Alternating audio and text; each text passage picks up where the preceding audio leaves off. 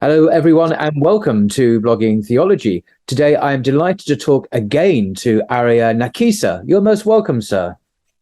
It's an honor to be here, Paul. Thank you so much for having me again to speak to you. And I've been looking forward towards this session because we're going to be discussing what I think is a pretty important topic. Usually it's difficult for people today to understand the modern history of Muslim societies, by which I mean the post-1800 history of these societies. Generally speaking, we can say that since 1800, Muslim societies across the world have been fundamentally reshaped by the most influential political ideology of the modern era, which is liberalism. Yes. Now, proponents of liberalism, or liberals, are found in different societies. In 1800, most liberals were white Westerners, but liberalism subsequently spread throughout the globe, such that there are now many liberals outside the West in all different places: India, China, Latin America, and Muslim societies as well. We can say that liberals have embraced a particular approach to governing Muslim societies, and that approach has actually had a name that people used during the colonial period, and that was called Muslim policy, or politique musulmane, or Islam politique. And I am going to talk about this and argue that this type of policy that was created in the colonial period actually has been continued until the present day in many important ways. And this Muslim policy centers on three overlapping projects, which are very important for understanding modern Muslim societies. So there's a human rights project, there's a religious reform project, and there's a security project akin to what is now known as counterterrorism or counter-extremism. And you've written, as I was going to say, you've written an article. You're an author of a fascinating article, which I've read, which is entitled Liberalism's Distinctive Policy for Governing Muslim Populations, Human Rights, Religious Reform, and Counterterrorism from the Colonial Era until the present. And I read this article, and it's not yet published, although inshallah it will be soon. And just for those few people who don't know who Aria is, he's Professor of Islamic Studies and Anthropology at Washington University in St. Louis in the USA, and he obtained his PhD from Harvard University. So he has very kindly agreed today to talk about his fascinating article, as you've just begun to do so. Thank you. So it's as soon as it is published, I plan on making it, as publicly available as I can. But this will give the audience a taste for the topics that I cover in this article, and that I also cover in some of my other articles. So if you just go to Google Scholar and you put in Aria Nakissa, this article also overlaps with some other work that I've done. Right. Okay, so just to make everything clear to the viewers, I want to go ahead and be careful about defining terms. So when I say that Muslim policy has a history which extends back to the colonial period into the present, when I talk about the colonial period, what I mean is basically 1800 to 1950. So this is a period where liberal Western European empires like the British Empire, the French Empire, the Dutch Empire ruled over almost all of the Muslim world. And then you can compare the colonial period to the post-colonial period. So the post-colonial period basically dates from the end of World War II. So roughly 1950 until today. In the post-colonial period, liberal Western states no longer formally rule over Muslim lands. However, liberal Western states and societies continue to exert informal economic and political dominance over Muslim societies and many non-Muslim societies in the global South.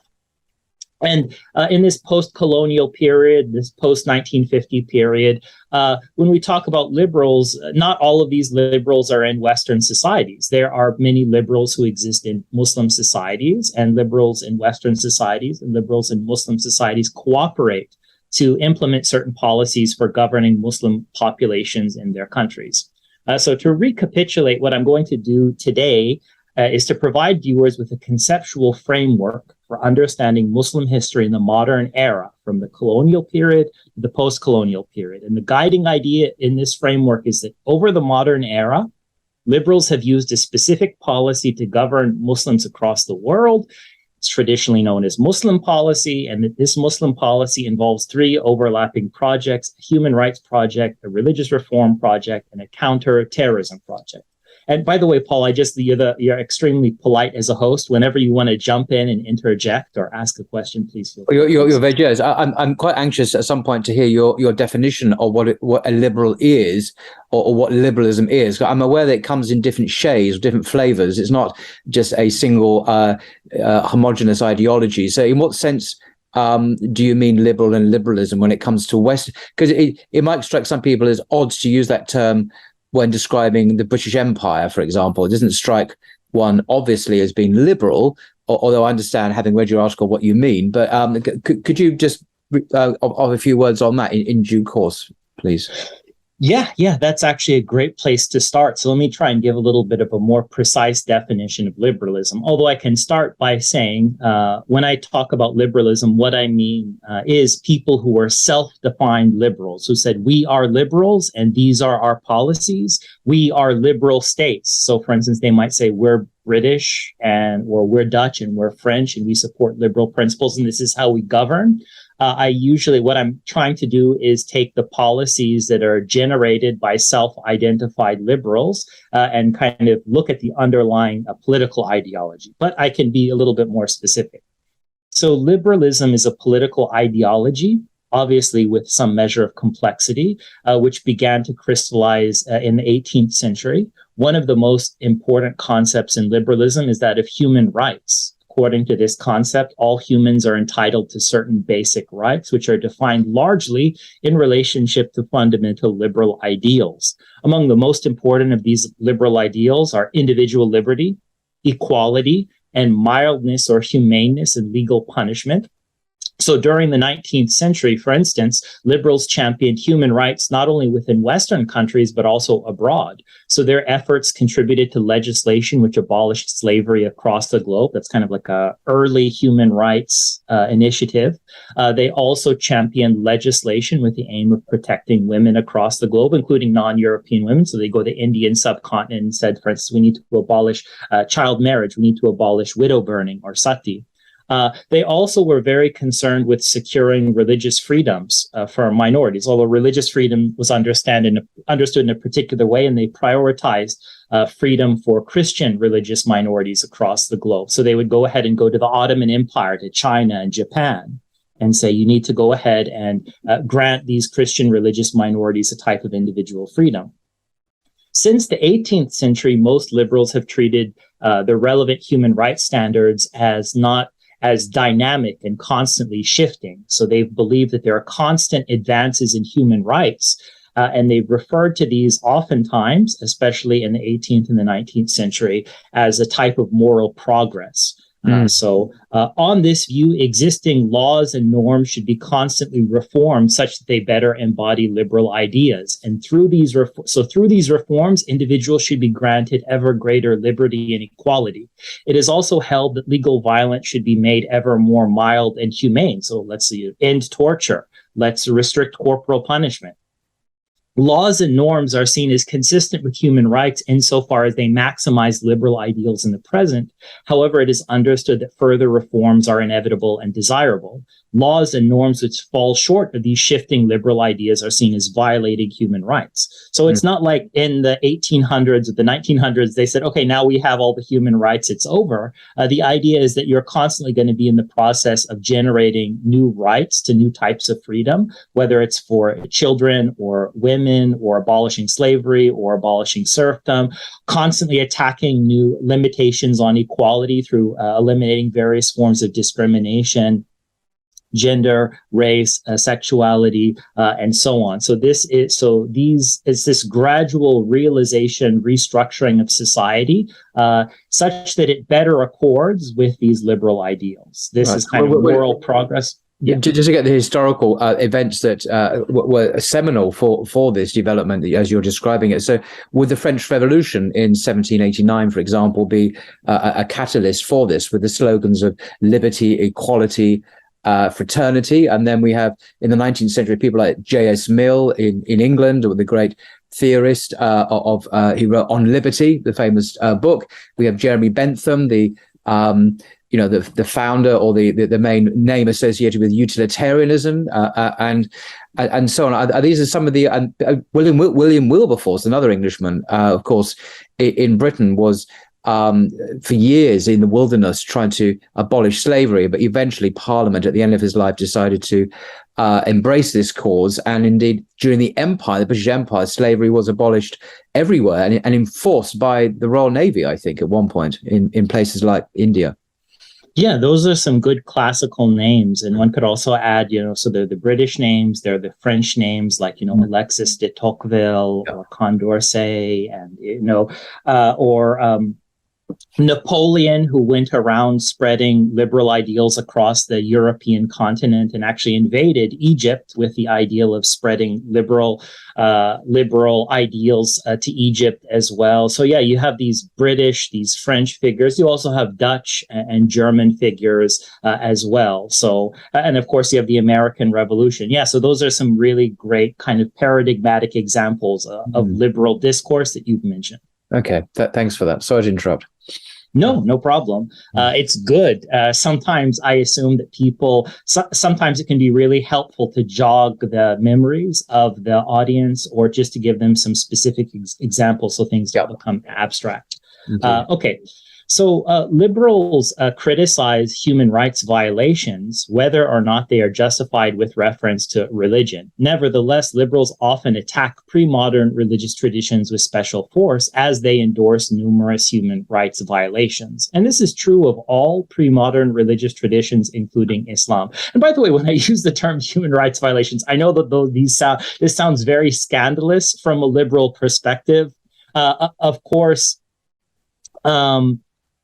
there is a lot of debate over, to what extent are human rights standards justified, how they reflect one specific political ideology as opposed to others. But right now, we're just in the process of describing things from a liberal point of view. So I'll say human rights violations, but of course, they should be put in quotation marks because obviously a lot of these pre-modern religious traditions would never describe their teachings in these terms. Right. So how can we understand why all of these pre-modern religious traditions, whether we're talking about Christianity, Buddhism, Hinduism, Islam, endorse quote unquote human rights violations? So these pre-modern traditions value social bonds that are related to marriage, family, religion, and community, and tendencies to value these bonds likely derive in part from humans' biologically rooted psychology. To strengthen and maintain marital and family relationships, pre-modern religious traditions prescribe duties for husbands and wives, duties for parents and children, and general duties towards kin. To strengthen and maintain relationships with deities like God, pre-modern religious traditions prescribe duties of worship and sacrifice. To strengthen and maintain a community and to strengthen and maintain a common identity in a form of community, like an ummah, Islam and other traditions prescribe distinctive shared practices like rituals and forms of dress and dietary norms. Generally speaking, pre-modern religious traditions value individual freedom and equality to some extent, and they don't prescribe, let's say, random violence. Nevertheless, such traditions are willing to endorse some significant limitations on freedom and equality and some significant forms of violence for the sake of strengthening and maintaining valued social bonds. Thus, all of the duties that I've mentioned above limit individual freedom, and many of them sanction different or unequal statuses. So husband versus wife, parents versus children, members of the religious in-group versus members of the religious out-group. Moreover, these duties, like all duties, are enforced through legal and social violence. Now, from a liberal perspective, the pre-modern religious duties that we're talking about are seen as excessive and violating human rights. Liberalism stresses individualism and places less value on social bonds, and indeed is often hostile towards social bonds. Liberalism prioritizes constant increases in individual freedom and equality and constant decreases in legal and social violence, even when it leads to the destruction of these social bonds. So whenever you have liberal governance, you start having these social bonds tied to marriage, tied to kinship, tied to a unifying cultural tradition, tied to humans or relationships between humans and their God as kind of weakening. But liberals promote this because this is seen as a price worth paying for greater liberty, for greater equality. It's interesting there. You're saying that liberalism prizes or prioritizes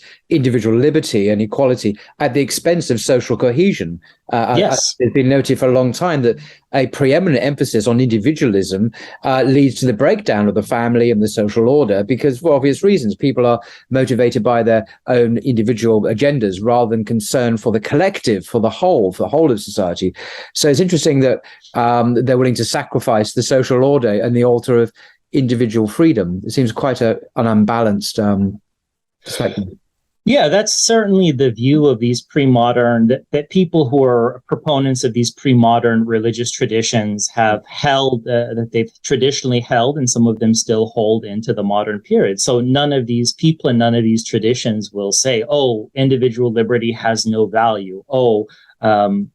Equality has no value, but sometimes they will say individual liberty and equality are great, but they're not the only great things. We shouldn't maximize them. So, for instance, maybe there should be limitations on blasphemy. Maybe there should be limitations on sexual liberty, because if we don't have those things, people are going to undermine our relationship with God, or the relationship between husband and wife. Or if we don't put duties on children and parents, it's going to undermine parent-child relationships. So that's what you have. Mm-hmm. Yeah. So given that pre-modern religions sanction what quote-unquote human rights violations, some liberals have advocated for repudiating religion altogether. So going back to the Enlightenment, you have some people who are, hardline atheists. However, most liberals have historically been religious in some sense. And so the notion that after the Enlightenment, everyone became a secular atheist is not really true. No, I think most of the Enlightenment thinkers, the philosophers, Diderot and so on, were actually deists, and Voltaire. And so they weren't hardcore atheists. They're a very small minority who were, absolutely. Yeah, so what you get with the Enlightenment, you have some kind of atheists, but then you have deists, and then you have people adopting kind of liberal versions of various religions. So liberals have often advocated not for destroying religion or eliminating religion, but for reforming religion. And what reforming religion entails is to reinterpret scriptural texts and doctrines in a manner that legitimate shifting human rights standards. Yeah. So in 18th century Europe, liberals successfully advocated for reformed versions of Protestant Christianity, Catholic Christianity, and Judaism, in which scriptural texts were reinterpreted as affirming a right to religious freedom and a prohibition on slavery, among other things. Many of the liberals involved in this religious reform project were sincere religious believers. So examples are John Locke, Moses Mendelssohn, Joseph Eibel, kind of a Catholic thinker, William Wilberforce, who was a Christian. By the 19th century, Reformed Christianity would, through further reinterpretations, also go ahead towards prohibiting child marriage and mandating women's education. Indeed, some liberals, like Immanuel Kant is the most famous example, explicitly advocated for the continuous reform of all religions in keeping with moral progress or shifting human rights standards. And Kant freely admitted that, in order to reform all religions, we are going to sometimes need to engage in forced or unconvincing reinterpretations of scriptural texts. I think actually wrote a text, if I remember rightly, Manuel Kant, "Religion within the limits of reason alone." It was extra. I mean, he wasn't even coy about it. He was very open about it. So the Enlightenment project is the defining paradigm through which religion can function. So Yeah, and in fact, it's been a very successful project. So today, if you were to talk to, let's say, we were talking about some of these European traditions like Protestant Christianity, Catholic Christianity, Judaism, people will assume that their religious texts were always understood as endorsing right to religious freedom or a prohibition on slavery or a ban on child marriage, whereas in reality, these are reinterpretations that were generated in the 18th and 19th centuries. And the people who are generating them often said, okay, well, we're generating them to legitimate Enlightenment norms, but now people have forgotten. Yes. And they think that people have always interpreted these religions in this way. Traditional Protestant. Sorry, I think it's a really important point you make there. There was an ideological attempt to reinterpret these in the light of Enlightenment principles, but now we've forgotten that, and we just accept now this new paradigm as axiomatic. It's just a self-evident way of reading the text. We've lost the sense that our readings are relative, they're historical, they're culturally conditioned, and they now just become natural. And but they're not. They are. Our reality is already pre-framed for us when we do our hermeneutics. We have the structure in our minds already been given by our culture. So I just wanted to. It's a really good point you make there. Yeah, absolutely. I mean, this is something that all people who are affiliated with any religious tradition have to grapple with, is that in reality, all of the traditions that exist today have really been radically, including Islam, have been radically altered by these modern changes, by these modern reform projects. Now, of course, there are traditionalist minorities or certain traditional or scholars in all of these traditions who are aware of some of these changes that have occurred. But if you're going to talk about the general populace often has difficulty distinguishing their pre-modern religious tradition from interpretations that were projected onto this tradition in order to legitimate kind of the Enlightenment ideals of human rights. Absolutely. So to get into another point that is important for understanding liberalism, is that liberal views on human rights are intertwined with liberal views on civilizational progress and imperialism. And this point can be explained as follows. Since the 18th century, liberal ideology has been associated with a particular perspective on history. According to this perspective, human societies progress both materially and morally over time. Material progress is equated with continuous increases in scientific technology, in science, in technology, and economic output. Meanwhile, as noted previously, you also have a concept of moral progress. So moral progress is equated with constant advances in human rights. In the 18th and 19th centuries, the term civilizational progress was used to denote this combination of material and moral progress. Today, when we talk about material and moral progress together, we talk about development, the term development, like UN development goals, international development. Liberals hold that civilizational progress, or what we would today call development, is a good thing, and that Western societies have achieved the highest level of progress or development. So we'd say, for instance, Western countries are developed countries. Other countries are underdeveloped. Countries outside of the West are underdeveloped, or they're lagging in development indicators. So this is a very kind of old discourse. And just bringing almost a contemporary example, the ongoing concerns in the Western media and Western government circles about what's happening in Afghanistan and the withholding of vast amounts of money from that country. So poverty and famine is a real problem there because of the Western concern for women's rights and women's education, for example. So there's very much a bearing down on that side. And of course, the asymmetry of power, that Afghanistan's a very poor country, it's been occupied for 2 decades. And the inequality of power economically and militarily is very, very extreme. Such that we can almost strangle that country economically so that they will adopt human rights, progress, Western values. And that is happening as we speak. This is not a historical example, of course. Yeah, that your point is a great one, and it underlies these continuities between the past and the present. So many things which we assume have a very limited history. We assume that, maybe something like a religious reform project or counterterrorism discourse is something that emerges maybe over the past 20 years. It's tied to the war on terror. It's tied to the invasion of Iraq and Afghanistan. But in reality, these discourses, these projects have kind of much deeper roots and much longer histories. Yeah. So since the 18th century, many liberals have endorsed the view that Western societies have a moral obligation to spread civilizational progress or development, including human rights, throughout the world. And this has often been described, or was described in the 19th century, as the civilizing mission or the white man's burden. It is expected that many non-Westerners, of course, will resist progress. So not just Muslims, but basically everyone outside of the West. It was assumed in the 19th century they're going to resist progress or development because out of fear that it will destroy their valued religious traditions and their valued social bonds.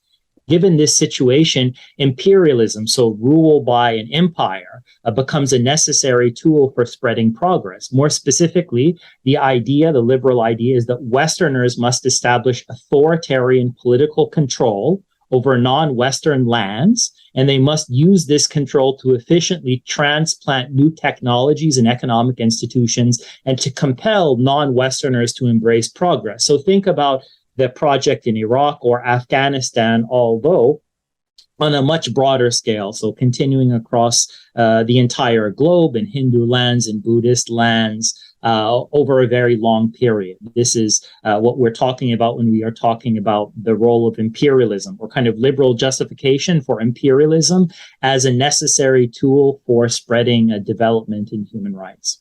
Right.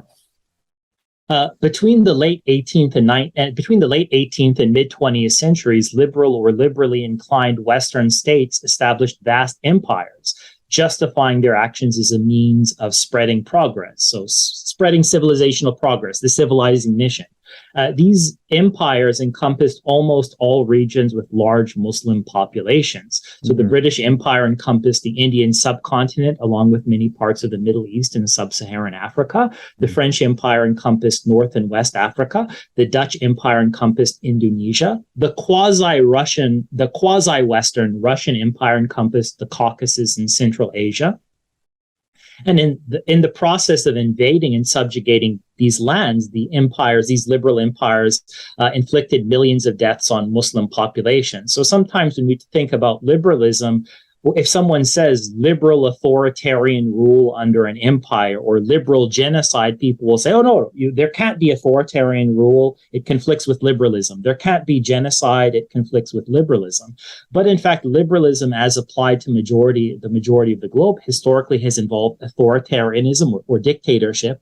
And it's also resulted in various genocides. So even put aside the Muslim populations, if we're talking about, for instance, in sub-Saharan Africa, or Amerindian populations, or Aboriginal populations, Maori in New Zealand, it's important to recognize that liberalism has these other components. Now, ideological presentations of liberalism omit this.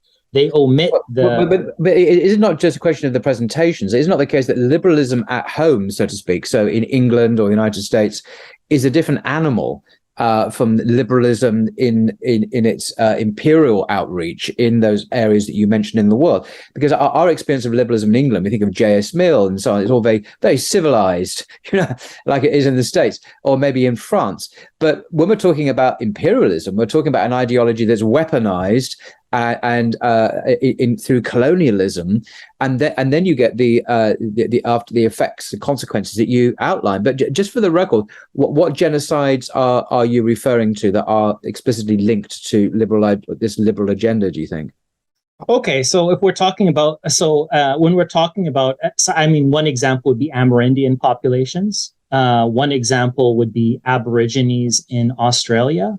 One example would be kind of the over 1 million people who died in Algeria. But even when we're talking about the West, the idea with liberalism is you need a dictatorship to force the people to adopt progressive liberal values. Right. And once they've accepted these values, they no longer need the dictatorship, but they need a period of dictatorship first.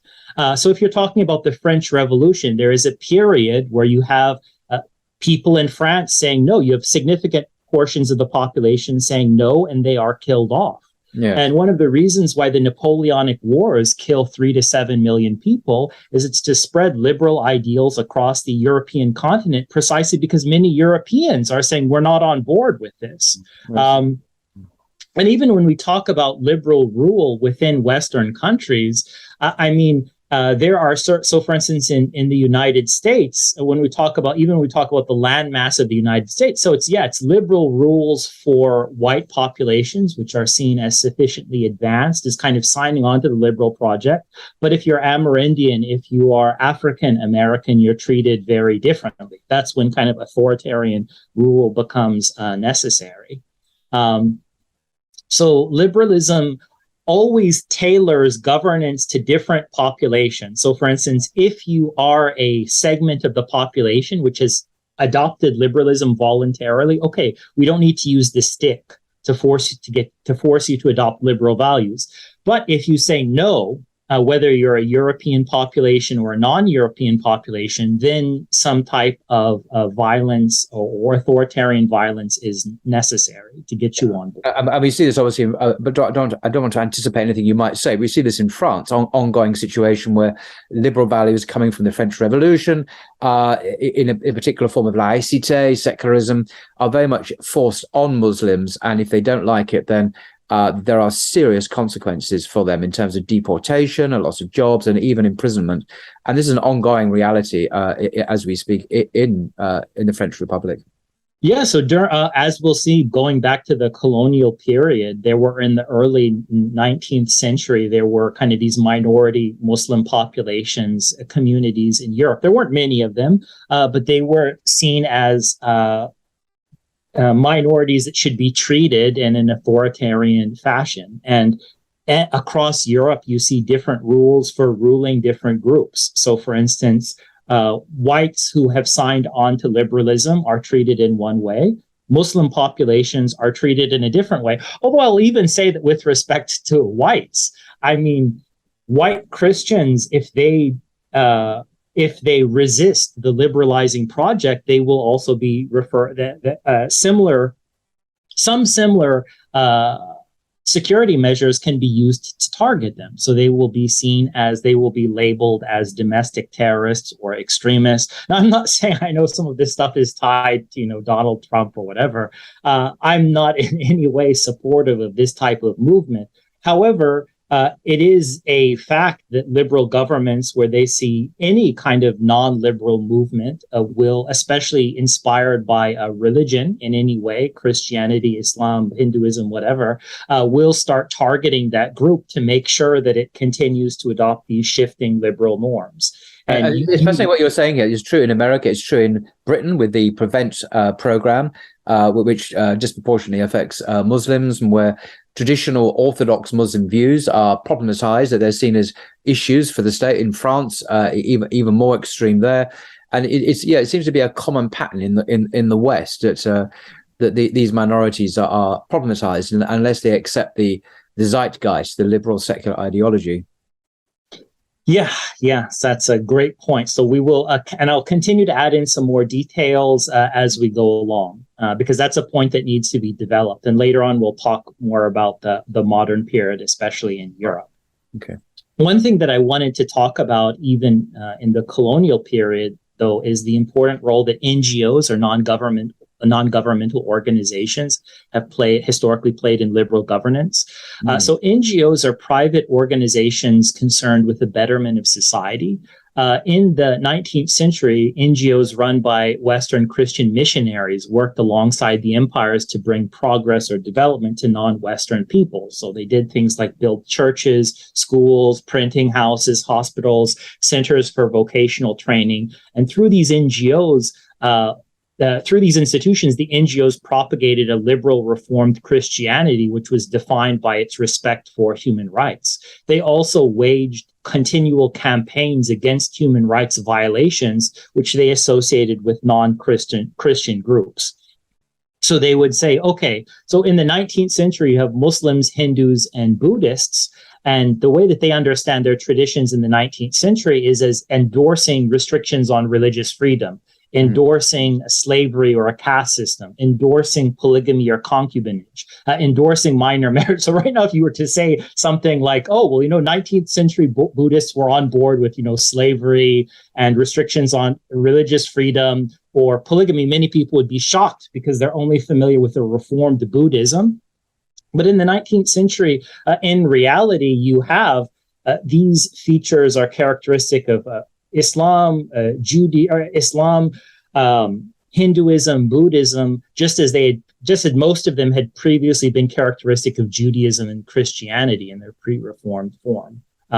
So you have these NGOs, these Christian missionary NGOs, and they say Christianity is consistent with human rights teachings, and we're spreading the Christian gospel, the Reformed Christian gospel, and spreading human rights kind of merged together with these NGOs. Mm-hmm. And I mention this because it's important.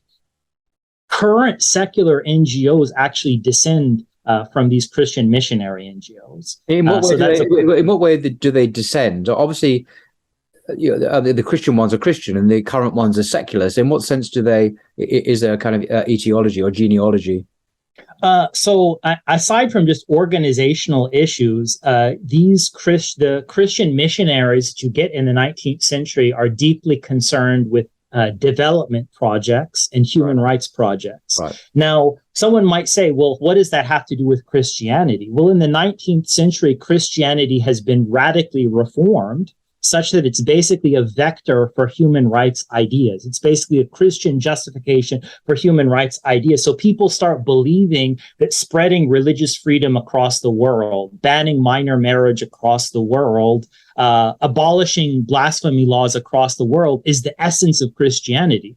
Pre-modern Christians didn't see their religion in those terms. This is basically Christianity has been turned into turned into kind of like an instrument to spread human rights norms. I think just to clarify that point, if one reads the New Testament, which is the text, the scripture of Christianity, there are repeated injunctions in Paul's letters and in the letters apparently by Peter and others that slaves should obey their masters. And there's one passage in one of the letters to Peter where slaves are told to obey their masters even when they are cruel.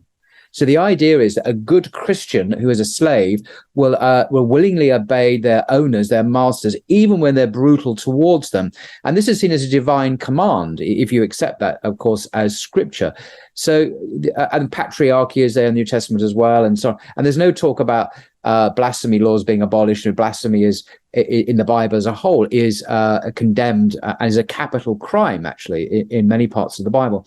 So all of these kind of teachings are overlooked as they are now with teaching on sexual morality. Though it's very clear the Bible condemns certain kinds of behavior, that's now been ignored or reinterpreted or just shifted under the carpet as the liberal project continues to progress. That's the right way. So as we'll see, one key aspect of the liberal project is basically to take over all religious traditions and turn them into tools for spreading liberal norms across the world. Interesting. That's what religious reform is about. Right. Okay. So you have these empires, they're working with these NGOs, and one of the things that these empires do is they sponsor scholarly research on the different non-Western peoples that they're trying to govern with the aim of crafting effective policies for governing them. And when we're talking about imperial scholarship, often referred to as Orientalism, Orientalist scholarship, on Muslims, they pay a lot of attention to the concepts of Orthodox Islam and Sharia and Jihad.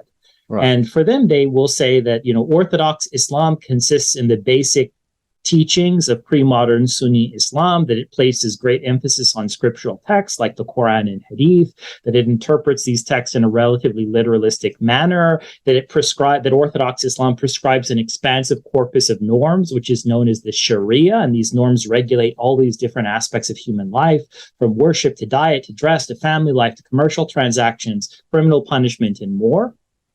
Now, they recognize that the imperial scholars, the imperial policymakers, those working for the European empires, they recognize that these Sharia norms endorse some significant limitations on freedom and equality, and also some significant forms of violence for the sake of strengthening and maintaining valued social bonds. And what this means is that from a liberal imperial standpoint, the Sharia norms violate human rights. Additionally, they recognize that Orthodox Islam prescribes a type of religious warfare known as jihad. One fundamental aim of jihad is to defend the Muslim community. So hence where they are able, Jihad Doctrine encourages Muslims to fight to protect the lives and property of other Muslims, to repel non-Muslim invasions, and to expel non-Muslim empires from Muslim lands. Now, liberals and the liberal empire see this as very problematic because they say we're committed to some type of secularism. They would do. This is a direct revolt against the benign imperial rule of these countries. So, yeah, absolutely. Yeah. So they're very explicit of that. They will say things like there are other groups that are used to being ruled by foreigners. Like, let's say Hindus are used to being ruled by foreigners, but Muslims have this idea that they have the right just to throw off foreign rule, and this is problematic. So based on their research, they say that the imperial policymakers come to view Orthodox Islam, Sharia, and Jihad as deeply problematic. And they hold that Muslim attachment to the Sharia is going to prevent Muslims from adopting moral progress in the form of new human rights. And they also note that this Jihad doctrine is going to encourage Muslims to revolt against Western rule. And during this period, imperial policymakers refer to Muslims' strong attachment to Orthodox religious teachings as fanaticism. So they say Muslims who endorse traditional Sharia rules are fanatics, and they're especially fanatical if they adopt some kind of jihad doctrine, which is going to lead them to rebel against the French liberal dictatorship or the British or the Dutch liberal dictatorship. On the other hand, most imperial policymakers realized that Muslims were far from monolithic, that there are different groups of Muslims with different views, and they recognized that certain Muslims, especially elite Western educated Muslims, were receptive to notions of progress. And beginning in the first half of the 19th century, you have independent Muslim states in Egypt and Ottoman Turkey initiating efforts to bring some measure of progress to their own societies, embarking on a self-civilizing, what's called a self-civilizing mission, with parallels in other regions. So it's not just Turkey and Egypt that are doing this. You have Japan doing the same thing, China doing the same thing, Thailand doing the same thing. Earlier on, you have Russia doing the same thing. These Muslim states and these Muslim states, when they're thinking, okay, how can we bring progress to our Muslim populations? They say, let's look at the models of the Western European Empire. So let's start ruling our own Muslim populations in the same way that Western empires are ruling Muslim populations. By the early 20th century, some Muslim elites become quite secular. And at this time, you have independent Muslim states in places like Turkey and Iran utilize authoritarian rules to compel their populations to fully embrace a Western-style progress. So that's where you get like an Ataturk or Reza Shah Pahlavi. Ataturk, Turkey, and then Turkey and Iran become kind of the model for all of the Muslim states in the post-colonial period. So we're going to talk about that. Just on that point of Istanbul, Turkey, and the Ottoman Empire and Ataturk.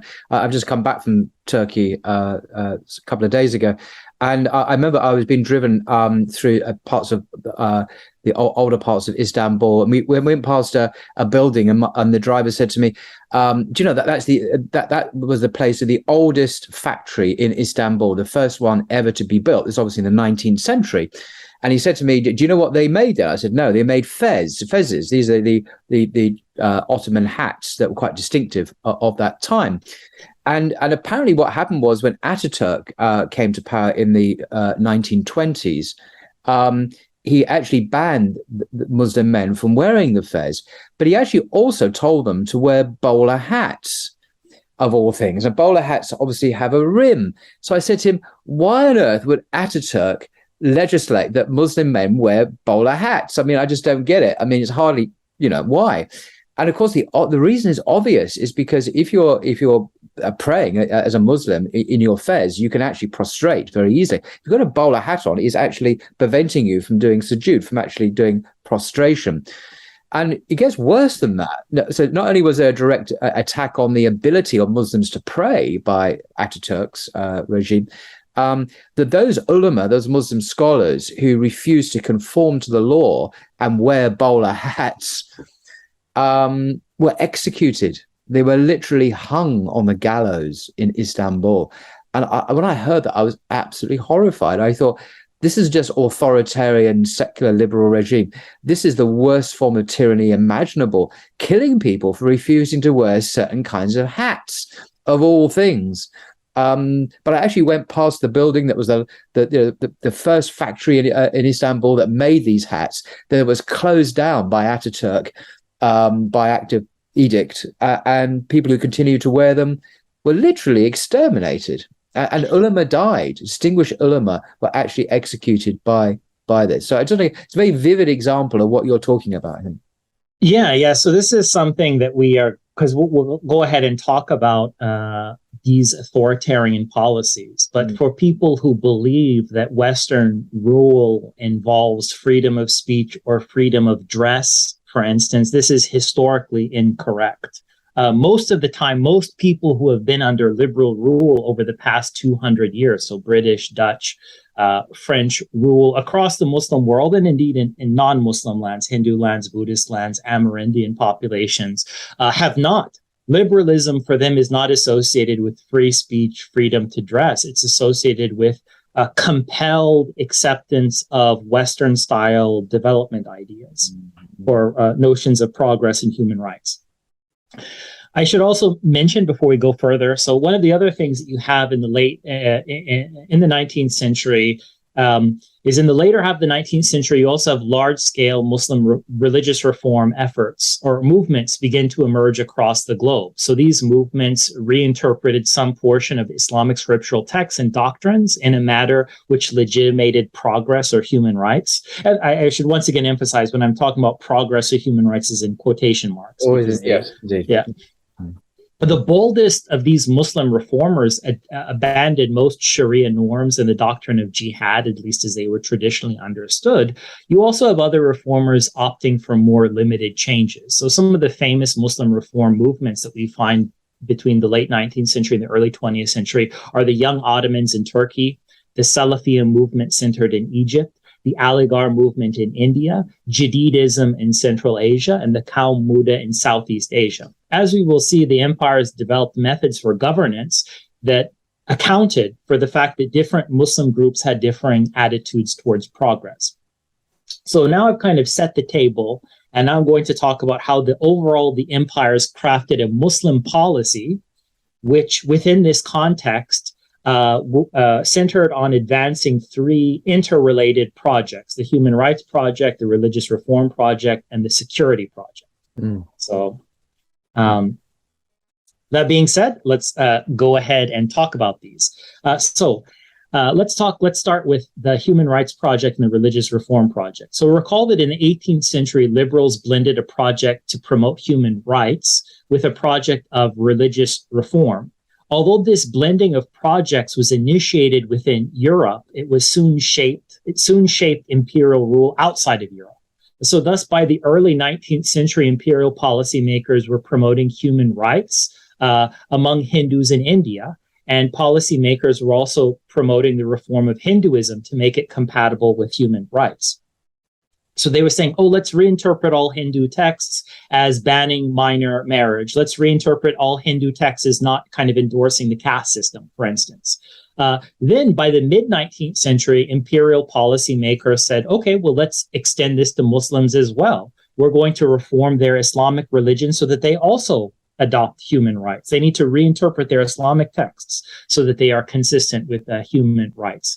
So they began offering encouragement and support to indigenous Muslim reform movements that are seen as progressive in character. So what today call moderate Muslims, the Muslim reformers, the Muslim Martin Luther. These are ideas that they have in the late 19th century. Now, efforts to reform, so when you talk about the reform of Islam, yes, there are the imperial governors, kind of the British, French, and Dutch figures, like, let's say a Lord Cromer. They have a role in promoting Islamic reform, but also the indigenous Muslim population has a role in promoting Islamic reform. So Muhammad Abdul, Said Ahmed Khan, and whatnot. It's important to recognize that Muslim reform is not simply just a Western project. It is also a project of certain segments of the Muslim population. So they kind of cooperate together. in order to carry these reform projects forth. So in terms of this cooperative religious reform project that we're talking about, it had to grapple with the institutional organization of Muslim societies. In the pre-modern period, Orthodox Islam was typically propagated through a vast infrastructure of religious institutions supported by state officials, private persons, and endowments, or waqf. There were elementary religious schools, or kutabs, that provided basic instruction to the populace. Or there were religious scholars that were trained at Islamic colleges called madrasas. There was public preaching and daily worship, which took place in mosques. Religious scholars adjudicated disputes in Sharia courts. Sufi orders, or tariqas, operated convents, kind of Sufi convents and charities. The state itself had religious features, so rulers often claimed religious titles like Caliph or Amir al-Mu'mineen, and they would support these high-level religious offices like Sheikh al-Islam or Sheikh al-Azhar, state mufti, or Sheikh, head of a Sufi order. When the European empires encountered these infrastructures when they invaded Muslim lands, and they declined to destroy this vast religious infrastructure, because they recognize that simply destroying this infrastructure, all these mosques and charities and Sharia courts, would provoke a revolt from the Muslim population. The empires also recognized that controlling the religious infrastructure could aid them in controlling the population and could help them advance their related projects of moral progress or human rights and Islamic reform. So in order to move ahead with these projects, in order to manipulate their religious infrastructure, the empires adopted a couple of key methods. So the first method that imperial officials accepted was to tacitly divide the Muslim population of any country into two broad groups. So on the one hand, there are the good Muslims who are favorable to progress and European rule. And on the other hand, there are the bad Muslims who are inclined towards quote unquote fanaticism. So being tied to traditional Islamic teachings and also revolt. So in today's language, we would call those two groups the moderate Muslims, brackets, the good ones, and the radicals, brackets, the bad ones. That would be perhaps a more contemporary expression of these two groups. Yeah, as we'll see, so many of the notions that are used in the colonial period they basically just switched around the labels. Right. So civilizational progress becomes international development. Right. Muslim fanaticism becomes Muslim radicalism. This is one of the things that makes it difficult for people to understand the continuity between the pre-modern and the modern period. So it's not accidental that they will relabel these different phenomena. Interesting. So sometimes you give a distinction without a difference in terms of these different labels that are used. Okay, so you have your good Muslims, you have your bad Muslims, and then officials sought to build imperial officials sought to build cooperative relations with good Muslims and steadily increase their social and political influence. Meanwhile, officials sought to repress bad Muslims or fanatical Muslims and decrease their social and political influence. Officials ensured that good Muslim religious authorities were accorded management and leadership positions within the religious infrastructure. So they said, okay, if you're a good Muslim, you can be the imam at a mosque or teach at a madrasa or head up a Sufi order. Otherwise, you're not allowed, or we're going to make it very difficult for you. They also went ahead and they said, okay, we have these good Muslim religious authorities like Malik Sai in West Africa or Uthman bin Yahya, and they went ahead and they elevated these certain Muslim religious authorities, and these Muslim religious authorities are the ones that they picked. Issued proclamations which praised European rule, which commanded the populace to obey the empires, which forbade jihad revolts, which said if you're engaged in a jihad revolt, you have to surrender. When we talk about the ulama, when we talk about Muslim scholars in this era, there is a section of the ulama which is allied with the European empires and is basically saying to everyone, except liberal authoritarian rule, do not resist. Okay, those people get positions, they get funding, they get to teach at a madrasa. The other ones who are resisting, as we'll see, they, for instance, get put in jail or they're exiled. those people who are not going ahead and praising the European government. So we'll see that, some of these major figures in Muslim history, the Muslim reformists like Syed Ahmed Khan or Muhammad Abdu, they're famous for going ahead and saying, oh, the French government the French Empire is a very good thing. The British Empire is a very good thing. You should submit. Go ahead and make sure that you submit to these empires. Now, whenever the empires find these good Muslim figures, they will go ahead and start patronizing them. So they will patronize religious authorities and intellectuals who advocate moral progress in Islamic reforms. They will give them honorary titles, high religious positions, political offices, grants, stipends, paid jobs, and assistance in publishing articles and books. So some notable examples of these figures who were patronized by the empires, I already mentioned a couple of them. Syed Ahmed Khan, or Sir Syed Ahmed Khan. You omitted his title. He was knighted by Queen Victoria, and for some reason. Yeah, service to the British Empire. Oh, really? Oh, God. Yeah. So you have Amir Ali also in India. You have Muhammad Abdu and Mustafa al-Maraghi in Egypt. You have Muhammad al-Hajwi in Morocco. You have Sir Ahmedu Bello in Nigeria, once again knighted for his service to the empire. By contrast, the fanatical Muslims are not getting knighted. They're not eligible for a knighthood. So they are denied patronage and influential positions within the religious infrastructure, which is now controlled by the European empires. So the second method the European empires do, so the first is let's divide into good Muslim and bad Muslim and patronize the good Muslims and repress the bad Muslims.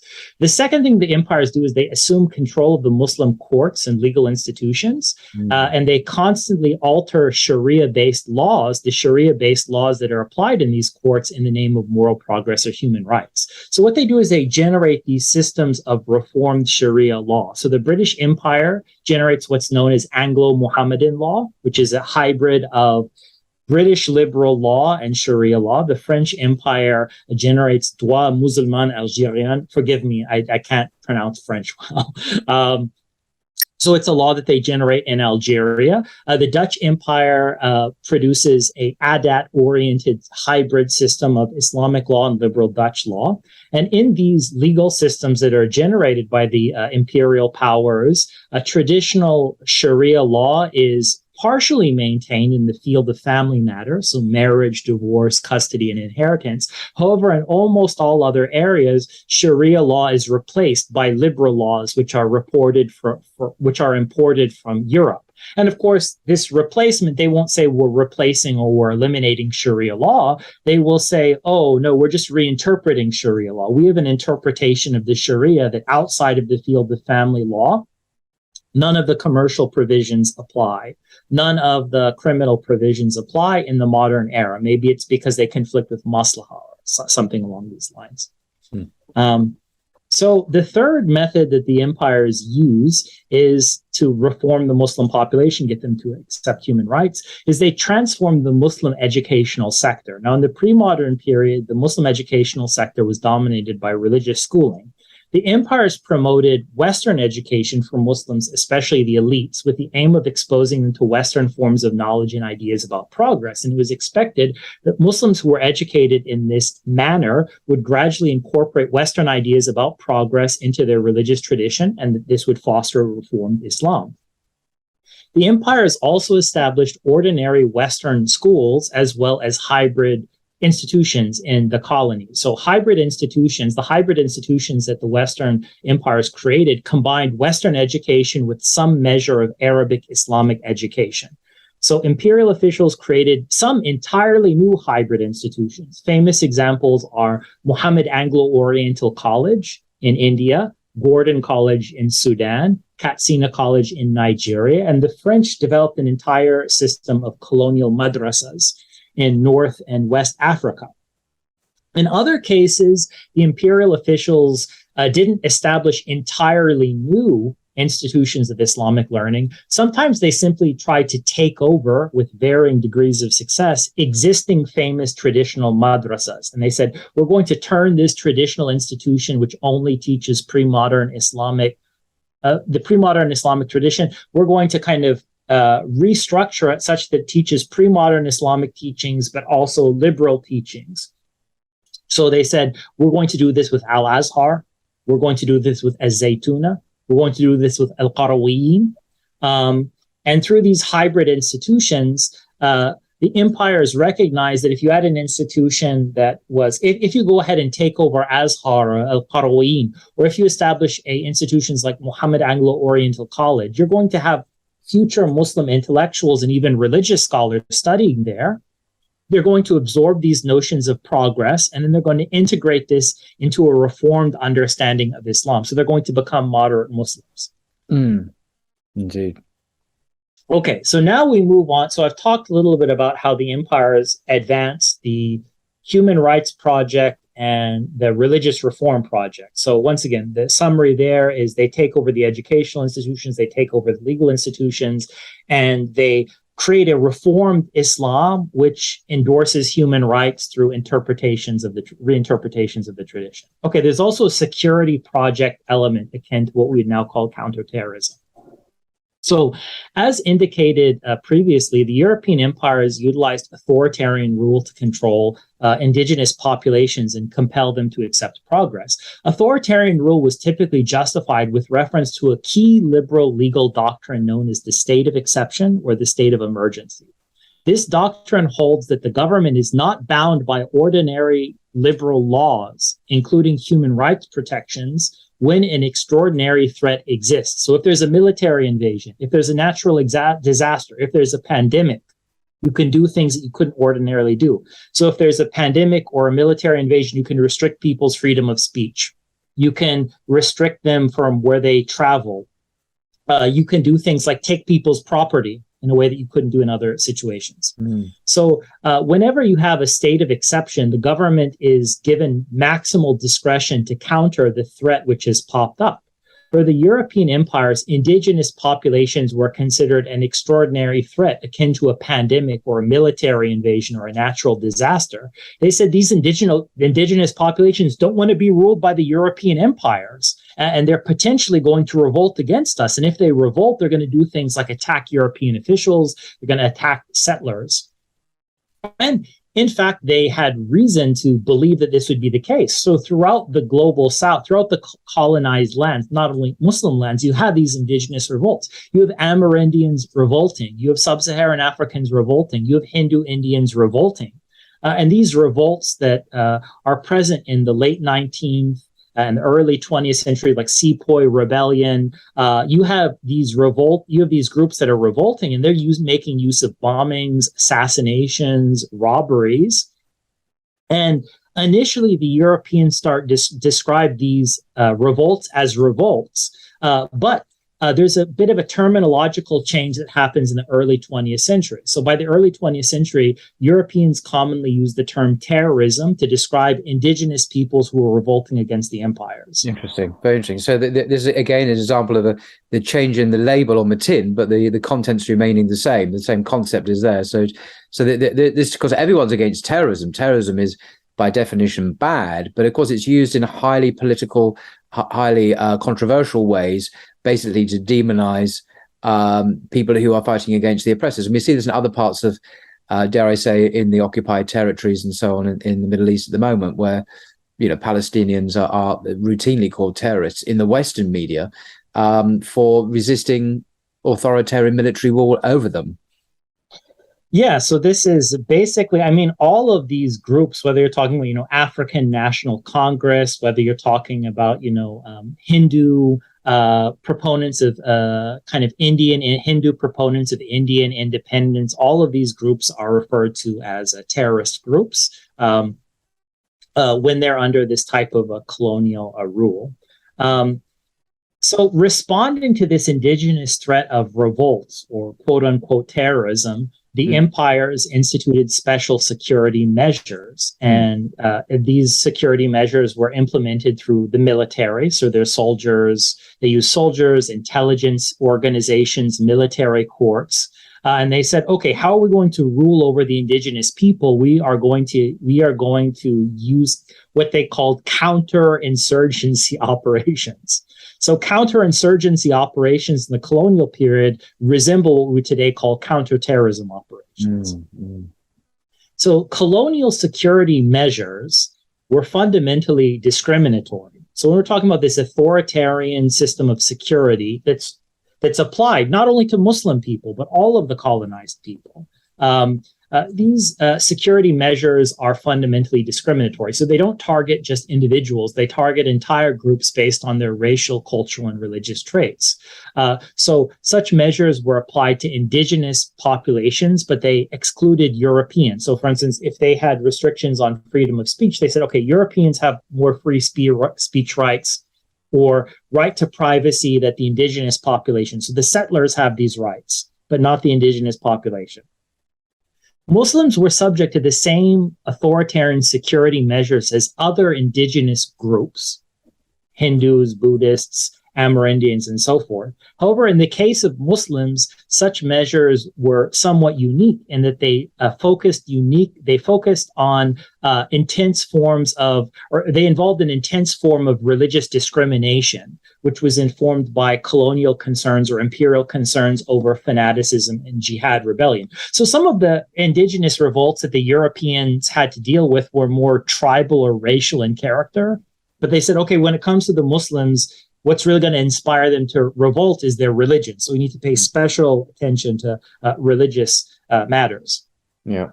So in a colonial context, Muslims and other indigenous people were not simply denied the right to vote. Security measures also denied them freedom of expression. So laws prohibited indigenous people from insulting the imperial government, criticizing its policies, or verbally inciting hatred of the colonial government. So the British have what are known as the Sedition Laws. The Dutch have what are known as pers delict laws. The French have something known as the Code d'Indigénat. Imperial officials on using these laws, they went ahead and said, okay, Muslims which publish newspapers that criticize European policies or European violence towards Muslims or European rule over Muslims should be shut down. So if you publish one of these newspapers, you're going to be prosecuted and we're going to ban the newspaper. So for instance, El Afghani and Abdu, who are famous Muslim figures, initially published a paper called Al-Urwa al-Wuthqa, which was critical initially of the British Empire. They shut that down. Ibn Badis, who's a famous Muslim reformer in Algeria, he had a paper known as Al-Muntaqid. Okay, the French shut that down. Sharakat Islam, which was this Indonesian Muslim organization, had a newspaper called Utusan Hindia, so that was shut down. This is important to keep in mind because a lot of the times people will say liberalism is about free speech, which is not really true. Liberalism is about free speech for white liberals, and everyone else needs to be shut down based on accusations of terrorism and extremism. So it's free speech for the minority and speech limitations for the majority. And in fact, people who didn't agree with these free speech limitations in Algeria, in India, and these other places, they were arrested and sometimes killed. So the notion that you can kill people simply based on what they say is a key element of colonial policy. If you start speaking out against the colonial empires and liberal values, you will be executed. You'll be arrested and in many cases executed.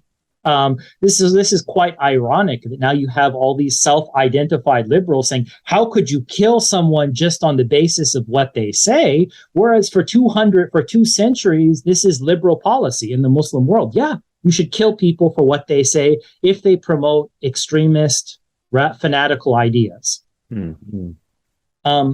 So these security measures denied not only do you have these limitations on free speech, but these colonial security measures also deny freedom of association. So if you're living under a European regime in the Muslim world, you need a permit in order to meet in groups. Muslim religious organizations, religious events, and political meetings were shut down when officials deemed them undesirable. So they said, if you want to have a political protest, we're going to shut it down. So for instance, the Moroccans, were protesting against this French effort to, for instance, go ahead and reform the culture of the Berber Moroccans and take them away from Islam. So they had a protest and the French shut it down. So they would repress kind of any anti-colonial protests. Security measures also denied rights of privacy to indigenous persons. So officials regularly searched their bodies and homes on a massive scale. These were known as cordon and search operations. Officials said if you're a Muslim person or if you're an indigenous person generally, any question we ask you, you have to give it to us, otherwise you'll be arrested. Imperial officials also instituted extensive surveillance systems. So in the case of Muslims, the empires established official departments and networks of informants to surveil Muslim religious scholars, madrasas, mosques, and Sufi orders. So the French had the Bureau Arab, the Dutch had the Kantor voor Inlandisch Zaken. Once again, forgive my pronunciation. These officials and these colonial organizations controlled and tracked Muslims' movements inside regions and between regions. So Muslims were banned from traveling outside of their local districts without a permit. Also, whenever Muslims started saying problematic things, which were seen as overly fanatic, they were banned or deported from specific regions. So a classic way of dealing with a Muslim who criticizes liberalism is to deport them. Not deport them from Europe, although you have that as well, but even if they're in their own country, deport them, strip them of their residency and deport them out. And you have all these famous figures, like Abdul Qadir al-Jazairi in Algeria, deported. Imam Bonjol in Indonesia, deported. Amadou Bamba in Senegal, deported.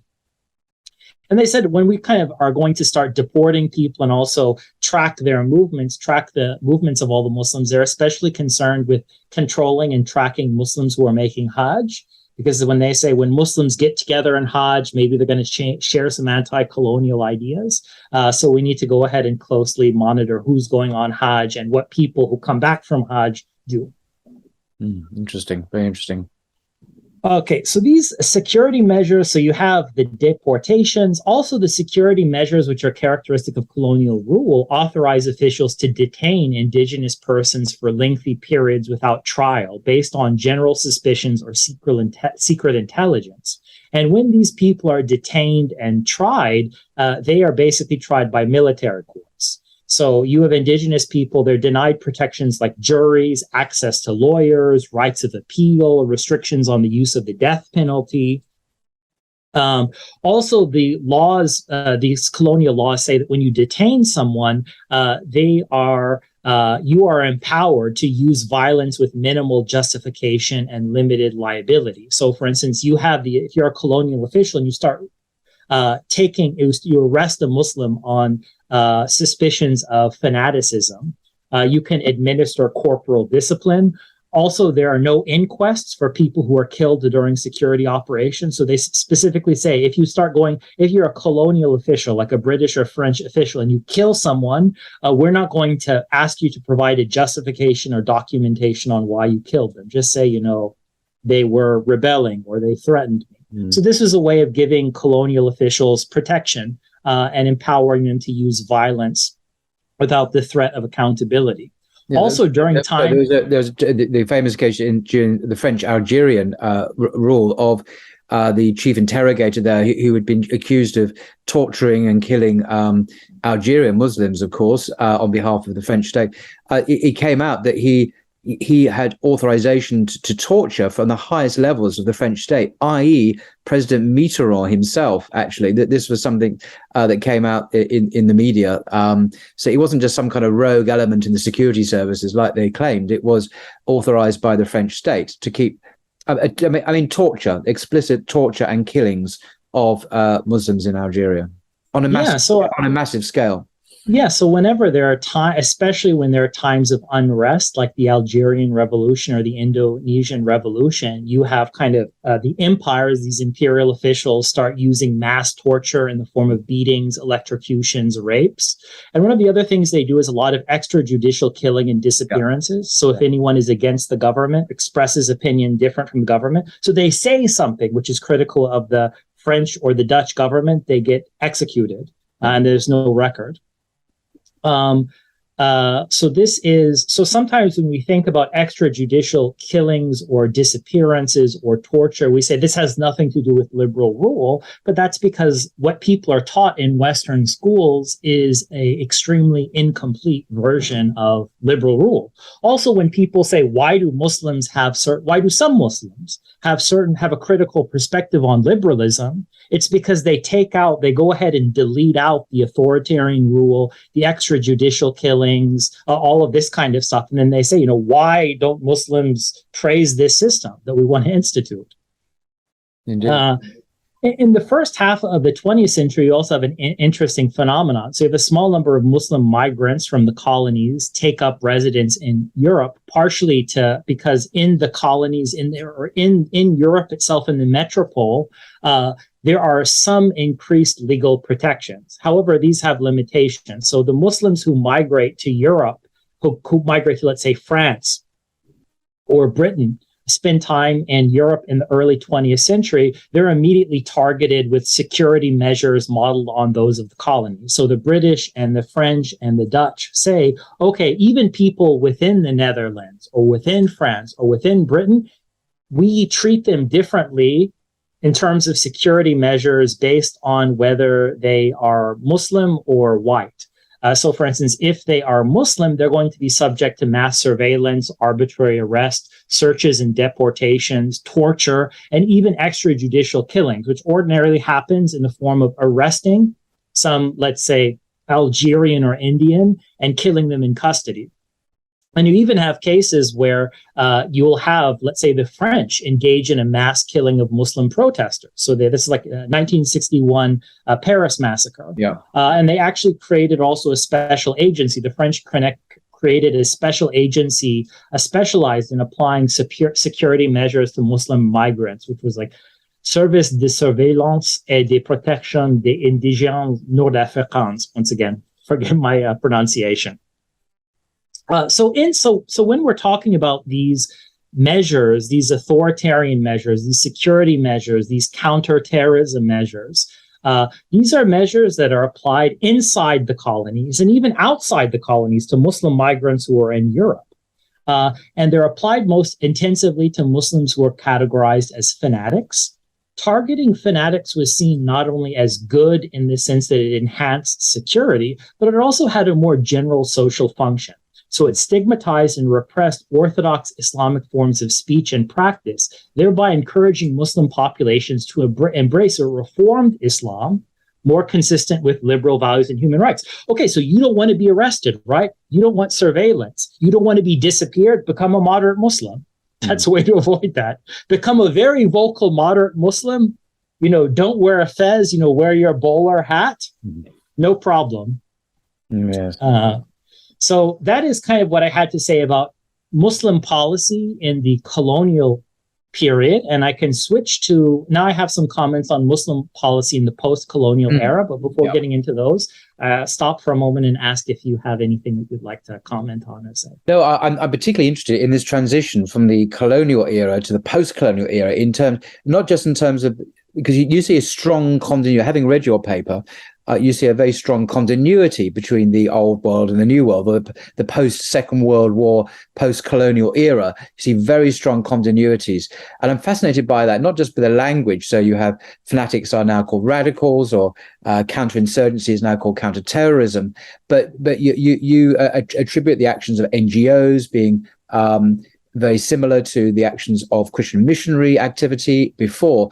So you're basically saying it's plus our chance, nothing has really changed in some ways. Okay, we're not physically occupying these countries now, but there is still a kind of neo-colonialism. I don't anticipate what you're saying, but are you saying, will you be saying that there's a neo-colonialist? Exactly. Same structure, very similar structure. Right, because I'm interested in to see how you will flesh that out as you're about to do, actually. So. Yeah, so the relation. So let's switch to. We've been talking about colonial era Muslim policy. Now let's talk about post-World War II, post-colonial Muslim policy. So the relationship between the colonial and the post-colonial periods can largely be understood in terms of power. Right. What do we mean when we talk about power? A state has power insofar as it can cause others to act in accordance with its will. And this can be done by threatening harms, like military attacks. It can also be done by offering benefits, so offering economic goods. These are two ways to get other people to follow your will, to exert power over them. Now, such methods become more effective when there is greater inequality. So military threats are the most effective when directed at those who are militarily weaker, not people who are equal. And offers of material goods are most effective as expressions of power when they're directed at those who are poorer. And both the colonial and the post-colonial eras are characterized by enormous inequality. In each era, Western states have utilized their superior technological and economic capacities to create strong militaries and great economic wealth. And this enables Western states to exercise power over weaker non-Western peoples, Muslim or non-Muslim, through military threats and also through offers of economic benefits. So donations, loans, investment, trade opportunities, technology transfers, like IMF type stuff. Now, during the colonial era, Western states typically exercised power through occupation and formal rule of non-Western lands. The end of World War II marked the beginning of the post-colonial era. So at this time, the empires were dissolved and non-Western peoples were granted formal political independence. The UN was founded, United Nations was founded, and the United States, rather than Britain or France or the Netherlands, became the dominant Western power, and that was not accidental. It was owing to its unrivaled technological economic capacity. So generally speaking, if you want to know how powerful a state is today, look at its GDP and its GDP per capita. That's the easiest way to quantify power. Interesting. So the UN is an international mechanism for promoting progress, or what we today call development. So the UN is structured, but the UN is structured in a very specific way. So it's structured to give special influence to Western states. Western states contribute a highly disproportionate amount of UN funding, and they have a special position in the UN Security Council. I just wanted just on that very point, the UN Security Council. Is it not the case that Britain and France are permanent members of the Security Council? I mean, how many nations in the world are there? I don't know, 200, 300 countries in the world, and there's just a tiny number. And Britain and France, and of course America, just happen to be permanent members of that. Are any? Just a question to you. I actually don't know the answers. Are any Muslim countries permanent members of the UN Security Council? No, I mean, peoples from the global south generally are not given that position. So this is part, if you want to control the UN, you have to be the people who are funding it. You have to be the people who have the position on the permanent council. Also, it helps that the UN is headquartered in the United States. In New York. So the UN is structured in order to give special influence to Western states. I'm just amazed that in the United Nations, there is no permanent Muslim voice on the UN Security Council. But there is for France, there is for Britain, there is for the United States. And I believe China and Russia have, but that's extraordinary. It just shows the asymmetry of power and influence within the purportedly, the United Nations. Yeah, exactly. So Latin America, Sub-Saharan Africa, Southeast Asia, these are places where there's minimal power in the UN. Right. So the UN oversees various development programs across the world, progress programs across the world, and it promulgates an evolving set of US or Western influenced international norms related to matters like human rights and also terrorism. Since the 1980s, a worldwide network of largely secular NGOs has also acquired a vastly enlarged role in international development, working closely with the UN. Now, notably, these NGOs are also structured in a particular way. The NGOs which function across the globe are funded primarily by Western institutions, states, foundations, corporations. These are the primary funders of NGOs across the globe. And because they fund NGOs across the globe, they can direct NGOs to advance Western-influenced UN policies. So if you're an NGO, in order to operate, in order to pay your staff, you need money. Now, the fact that you get that money from the US, from Australia, from Facebook, from Google, from Nike, affects what kind of human rights projects you're going to be involved in, what kind of counterterrorism projects you're going to be involved in. So I guess, is there some kind of phrase, whoever pays the piper calls the tune? Yeah. So that's kind of what you have going on with not only the UN itself, but also these NGOs. So in the post-colonial era, Western states no longer formally rule over non-Western peoples. However, they continue to exercise power in more indirect ways, especially through the UN and through NGOs. Threatening harms and offering benefits, Western states demand that non-Western states comply with evolving UN norms, allow NGOs to operate within their borders, cooperate with these NGOs, and heed NGO recommendations. And based on this situation, many scholars have argued that modern global governance resembles colonialism, especially as it relates to Muslims. So it's neo-colonialism. Right. Western states remain dominant. The UN can be seen as a continuation of multilateral treaty organizations created by the Western empires to coordinate their global development efforts. So even during the colonial era, Western governments would get together and they'd form treaties of how to globally develop the entire world. A famous example is the 1884 Berlin Africa Conference. Another example is the post-World War I mandate system. And then not only do you have kind of the UN resembling these treaty arrangements between Western powers to bring progress to the world, but the secular NGOs today resemble the colonial era missionary NGOs, Christian missionary NGOs. I'm personally impressed by the role that US corporations, they're all American, like Facebook and Twitter and YouTube or Google and so on. I remember 6 months ago, I think it was in Indonesia. Google actually, I think the Indonesian government had actually issued something on social media about Muslims who had same-sex attraction. They could get help here and so on. They were certainly not promoting the LGBT agenda. And Google, I think it was Google or YouTube, they actually pulled the plug on this and said, we will not allow this kind of official government assistance to certain people to be allowed on our platforms. And they actually censored it. And this caused a very small ripple on the world stage. But I just noticed it and I thought how extraordinary that these American corporations can determine what the Indonesian government can say. It happened to be saying was totally in accord with Islamic teaching, and actually censored it. So it wasn't able to promote the message through social media.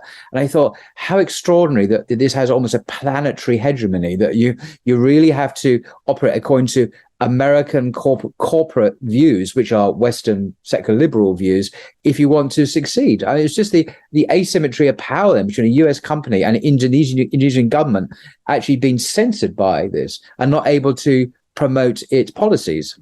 Yeah, so all of these governments, I mean, across the Muslim world, these are complex societies. So you have certain people, you do have certain people that are liberals in these societies, and then you have other people who are non-liberal, at least to some extent, and want to preserve their traditions to some extent. And there's within all of these countries, there is kind of like a conflict or the disagreement. Although the U.S. Uses its power to go ahead and make sure one side is favored, or at least to attempt to do that. But that's kind of an ongoing struggle that you see in countries across the world. And certain countries who are stronger, like let's say China, will be more in a position to limit foreign influence. Yes. And other countries which are economically weaker will be in less of a position to limit American influence. Absolutely. No, I just meant to mention that you're right, that these geopolitical powerhouses, China particularly, and other countries like Russia, do appear to be pushing back quite powerfully against this Western hegemony. And of course, in Putin's case, at great cost, we're at war with him at the moment. So. Yeah. So, I mean, what you have, I mean, one thing you have to, so one thing that when we talk about the expression of liberal power in some of these countries, one should not imagine that their rulers or the population are just automatically sign on to these things. Some of them do. But a lot of them will just simply say, realistically, we're in a situation where there's a huge power imbalance, and we can try and resist to the extent possible, but we're also afraid of a military invasion. So imagine you're in some Muslim country and you say, I disagree with certain human rights norms. You mentioned LGBT as an example, and this is appropriate because this is a big one right now. But if you were to agree with these human rights norms, you might say, I disagree, I want to preserve certain elements of the indigenous culture. But when you say that, you have to weigh the consequences of that. So the consequences of that might involve a military invasion. There might involve some kind of economic boycott, like they will try and destroy your economy. And some countries are in a position to stand up to threats of this type, like China, to a lesser extent, Russia. Many countries throughout the global south, like Muslim countries, are in less of a position. So sometimes they find themselves pushed in a certain liberal direction, despite the fact that the people and indeed the government seek for a situation of greater independence. So that's part of the complexity involved here. I mean, you can think of it yourself. Maybe or we could imagine you have a friend, and that friend is a pious Muslim, and that pious Muslim says something like, no, you know what, I don't believe in shaking women's hands, or I don't believe in drinking alcohol. And then someone puts a gun to their head, or someone says you're going to lose your job unless you drink alcohol and shake women's hands, or say that, you agree that sex outside of marriage that there's no problem with it. You can have someone who's committed to a particular set of values and would prefer to live by those values because he or she is subject to power. He might do things like take a drink of alcohol or express a certain type of opinion, or a woman might take off her hijab regardless of what he or she would want if this power imbalance didn't exist. Mm-hmm. But the situation of the world in the modern period is one of these very extreme power imbalances. Absolutely. Okay, so as explained above, liberal Western empires governed Muslims historically in the colonial period by using an intense form of authoritarian rule and by operating a vast religious infrastructure. The same basic methods of governance characterized many post-colonial Muslim states. And they are similar to early 20th century Turkey or Iran. So many of these post-colonial states employ authoritarian rule. They also operate vast religious infrastructures, and they do this in order to bring progress or development to their Muslim populations. As a general principle, many of these states can be described as liberal or liberally inclined, although there are a few exceptions. And one of the signs of the general liberal character of these post-colonial Muslim states is they usually have legal systems which consist primarily in liberal laws inherited from the European empires or borrowed from liberal Western states.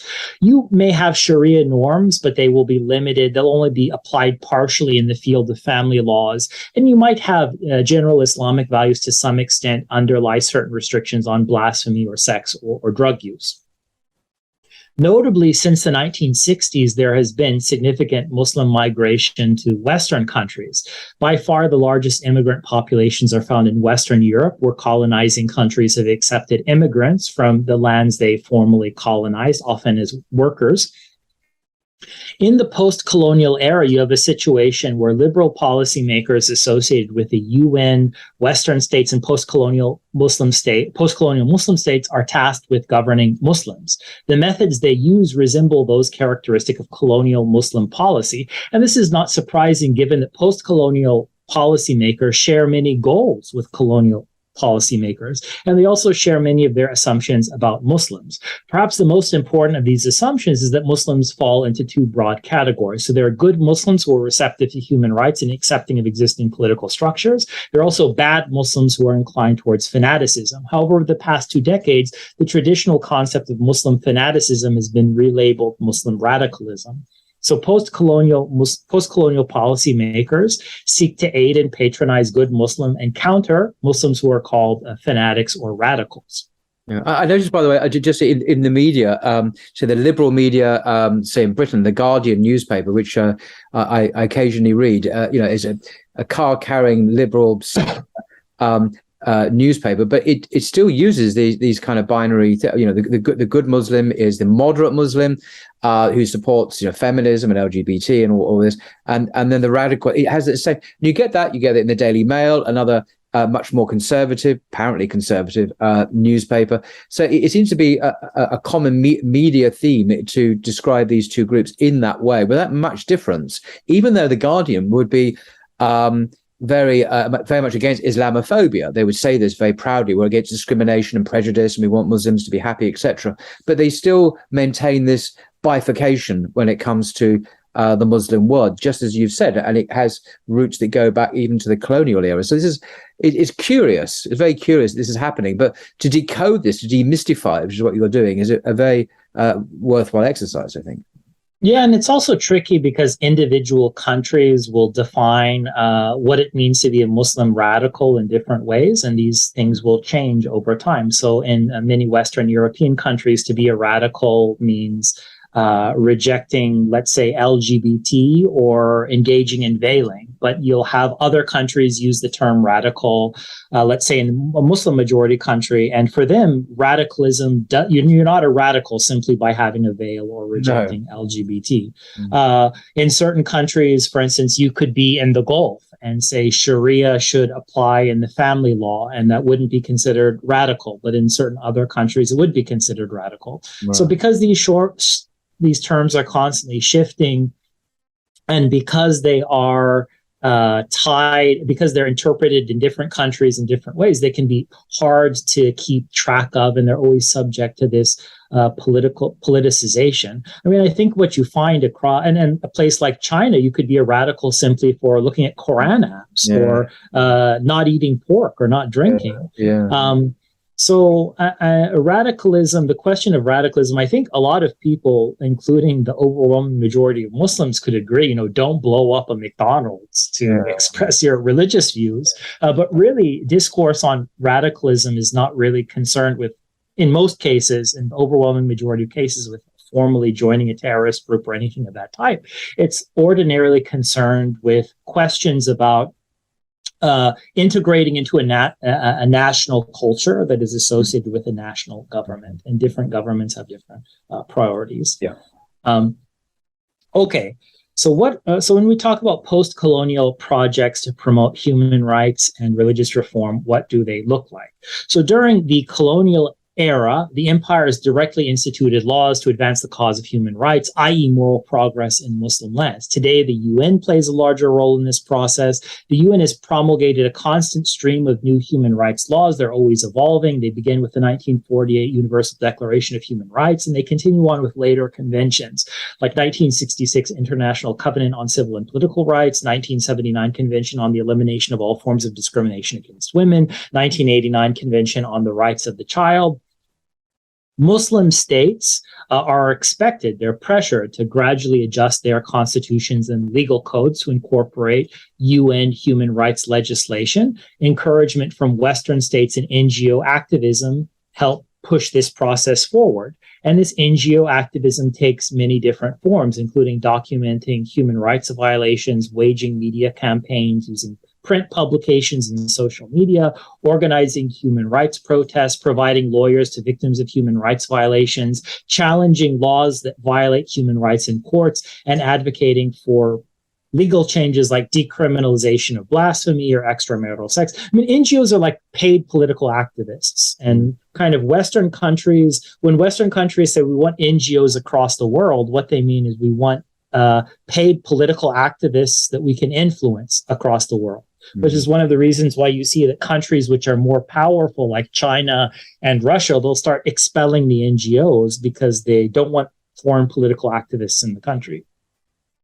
So with funding and encouragement from Western states, Muslim states are placed under pressure to use the religious infrastructure they control to propagate a reformed version of Islam. So this reformed version of Islam, as in the colonial period, it demands passive submission to the government, renunciation of jihad revolt. It also involves constantly updating one's religious beliefs in keeping with evolving human rights norms. And this reformed Islam is disseminated to the public through proclamations by state muftis, sermons in state-run mosques, programs on state-run television or radio stations. Reformed Islam is also integrated into the curriculum of state-run schools and universities. Reformed Islam also guides the reinterpretation and modification of religious laws applied in state courts. And NGOs will often play a quite important role in this process by advocating for Reformed Islam in social media campaigns, by designing Reformed Islamic books and curriculum for use in state educational institutions, and by proposing changes to Islam-related state laws. Now, moving from the Muslim world to Europe. European states use similar methods to govern their Muslim migrant population. So European state schools take special measures to ensure that Muslims assimilate to a liberal European way of life. This involves teaching children about human rights, making it difficult or impossible for them to observe orthodox religious norms concerning dress, diet, and worship. So you can't veil. You have to take a mandatory swim class with revealing clothing. You're put in a situation where it's difficult or impossible to eat halal foods. And then when you're talking about adult migrants, not children, so adult migrants must take citizenship courses which inculcate liberal values. And those who show resistance to such values face denial or revocation of citizenship and deportation. European states have also sought to promote a reformed Islam among migrants by creating a suitable religious infrastructure. So you have European states contributing funding for local reformist mosques, reformist Islamic schools, reformist community centers, and reformist training programs to kind of create Muslim religious scholars who embrace a kind of reformed French Islam, British Islam, Dutch Islam, German Islam, which is liberal in character. Okay, so that is the religious reform, human rights component of post-colonial Muslim policy. Now let's talk about the security project. So contemporary security policies related to Muslims have colonial roots, as many scholars have said in the past couple of decades. Beginning in early 20th century Turkey and continuing in the post-colonial era, Muslim governments have commonly instituted long-term authoritarian security measures by invoking a state of exception.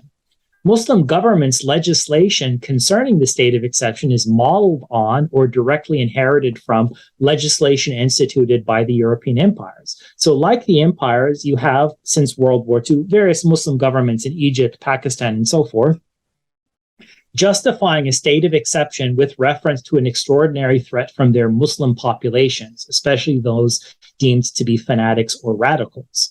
On the whole, many of these Muslim governments will use the same tactics as the empires, including heavy reliance on the military, restrictions on expression, restrictions on gathering, mass surveillance, searches and arrests based on general suspicions, trials lacking safeguards like military courts, as well as significant use of torture and extrajudicial killings and disappearances. So sometimes people say, why are all these Muslim majority states engaging in so much torture and extrajudicial killing? What is this? This is probably because they got it from the Quran. In reality, they're continuing on with liberal colonial policies for managing Muslim populations. Now, beginning with... by the way, just to make it clear, torture in the Sharia is outlawed. It's completely haram. I mean, yes. It shouldn't need to be said, but maybe some people don't realize that torture is actually completely prohibited in normative Sunni Islam. Yeah, so I mean, these kind of mass surveilling, torturing people in this way, going ahead and putting restrictions on religious practice. I mean, these type of policies are not inspired by pre-modern Islam. They are a continuation of liberal colonial governance strategies. Although people will say today, what does this have to do with liberalism? None of this has to do with liberalism. But this shows that they have a very limited understanding of the history of liberalism and the history of actual liberal policies. When they say liberalism, they refer to a utopian politics that never, in fact, existed. So beginning with 9/11 in 2001, you have a string of Muslim terrorist attacks associated with jihad that took place in the U.S. and other Western states. And continuing over two decades, these attacks have caused around 4,000 deaths in Western states and have produced across the Western world highly exaggerated fears of terrorism. Responding to 9/11, the U.S. immediately launched a global war on terror, often abbreviated GWOT, so GWOT, involving U.S. military interventions across the world and invasions of various Muslim countries like Iraq, Afghanistan, Syria. The GWOT has resulted in over 2 million deaths, almost all of them Muslims, as well as 38 million refugees and displaced persons. And this striking disparity between Western deaths and Muslim deaths is actually reminiscent of colonial conflict. So whenever you have jihad revolts in the colonial period, you would have a couple Westerners killed, but you would have huge deaths on the part of these indigenous peoples, often indigenous Muslim peoples, because of this imbalance in technology. Who has the Gatling gun, for instance. And what one famous Secretary of State in America said, it was a price worth paying, I believe, when she was asked about the sanctions against a certain Muslim country and the resulting deaths of children on a huge scale. Madeleine Albright. Yeah, so the people are the price worth paying because her desire was to achieve certain geopolitical objectives. But there's an expression of extreme differences in power that she could say that publicly and inflict that kind of brutal destruction on millions, on hundreds of thousands of Muslims.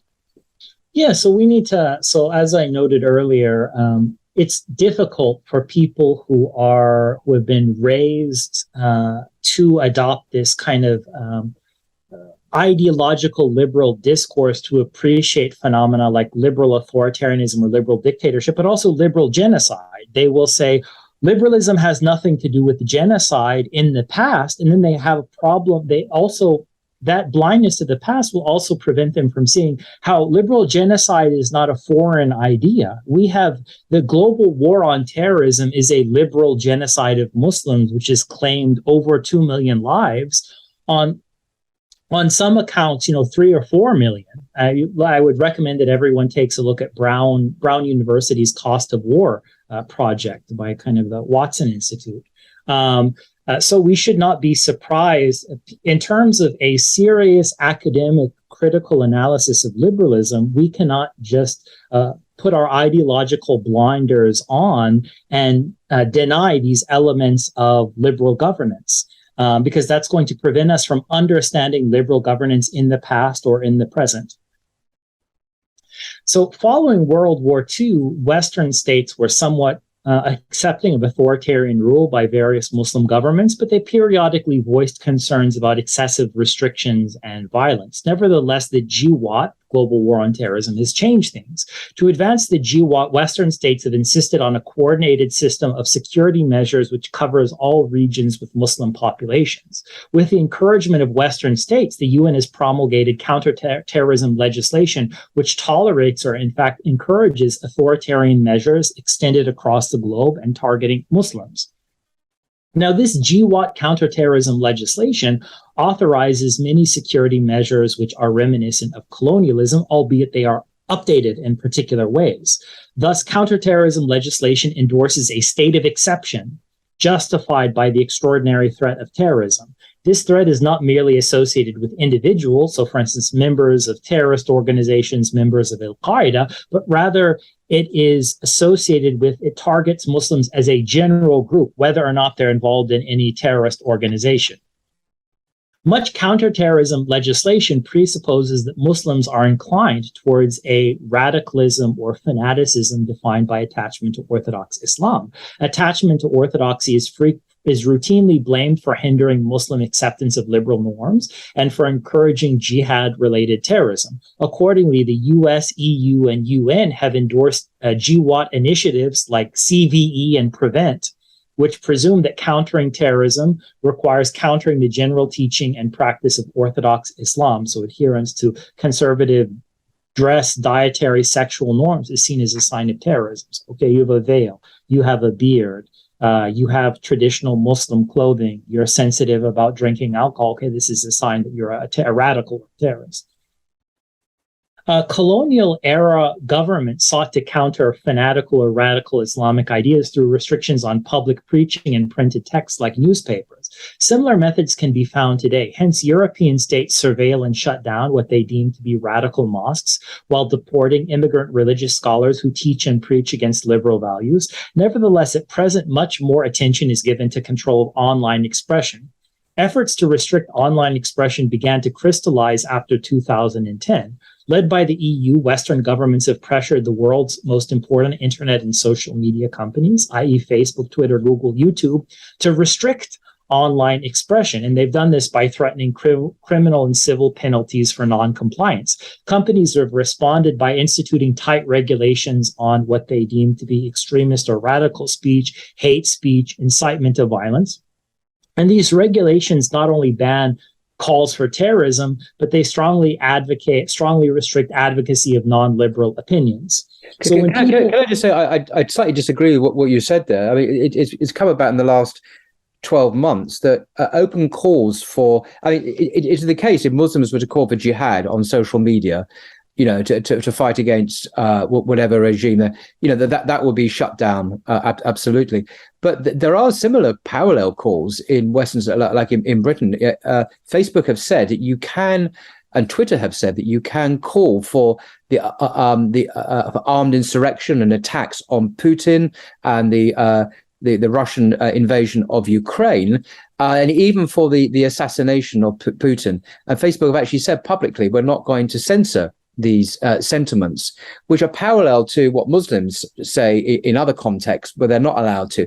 But it seems there is an exception for non-Muslims can call for jihad-like activities on social media when it fits in very neatly with current Western geopolitical or military objectives. So it's not that all calls for violence or all calls for jihad are rejected, but only when they're expressed by Muslims, I think. But if white people do this who are not Muslim in these new contexts, the Ukraine war, for example, then it's actually you turn a blind eye, and Facebook and Twitter actually allow these very same sentiments to go ahead that would be criminalized if they were done by Muslims.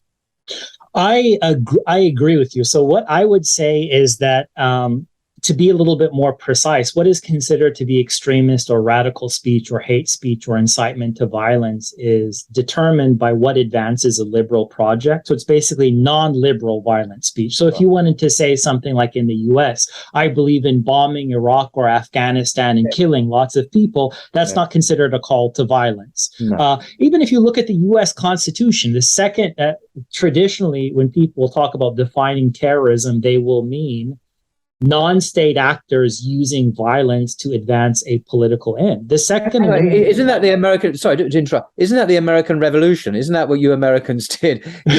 You rebelled against the duly constituted authority, i.e., the British Empire and the King at the time. You rebelled against that, so that makes the American revolutionaries terrorists, is it not? Yeah. So according to the definition of terrorism that is on the books, the U.S. revolt was a terrorist insurrection. Exactly. The Second Amendment goes ahead and it gives as a fundamental human right non-state actors the right to have weapons so they can engage in terrorist insurrections.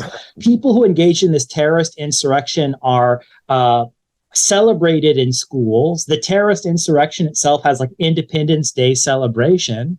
The U.S. American flag is representative of this insurrection as well. And you don't only have this with respect to the liberal American Revolution. The French Revolution is also, that's where the word terrorist comes from. So the terror. The reign of terror, which terrorized and guillotined thousands of people in Paris and everywhere else. Yeah. Yeah. So, I mean, the notion of incitement to violence is it's really, you can incite people to violence as long as you're inciting people to violence against a non-liberal regime. So you want to take down. That was my point. Inciting violence against the Russians is perfectly acceptable. Inciting, and that's the nuance that there. It's not just incitement to violence; it's incitement to violence by non-liberal actors. That's the problem. Yeah. Yeah. So you want a revolution in Hong Kong, no problem. Yeah. You want a revolution against Putin, no problem. But if someone were to call for, if someone were to incite, if someone were to make even indirect indirectly encourage resistance, social or political, against liberalism, now you're in the field of hate speech, extremist speech, and whatnot. So not only you have these, so when we talk about restrictions on speech in the colonial period, more geared towards print publications and mosque sermons that are given by people. Now you have kind of the security measures. These colonial-like security measures are really targeting social media discourse. Also, GWAT counterterrorism legislation provides government officials wide discretion to surveil Muslim communities across the world.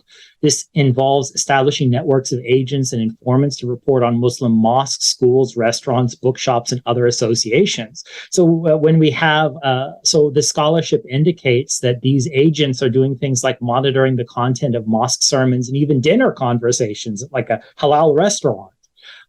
There's been a special emphasis in terms of these GWAT security measures on mass collection of electronic data. So we need to gather data on personal communication. So how are Muslims using email, cell phone calls, social media posts? We need to look at every Muslim's internet browsing history or use of prayer or Quran apps, because if they go to a prayer app, it means that they're more likely to be a radical. We need to monitor all the financial transactions, so their money transfers, their charitable contributions. We need to monitor their tickets, their travel, so their tickets, their itineraries. We even need to monitor the movement of Muslims through space by using cell phone tracking. So this is all kind of electronic data collection. It's kind of updated counter-terrorism. Not only you have this electronic data, but you also have the biometric, what's known as biometric data. So everything that has to do with your body. So facial images, fingerprints, voice prints, DNA. This has also become integrated into counterterrorism policy. So this biometric data is continuously collected at transportation sites like streets, medical sites like hospitals, public areas like malls.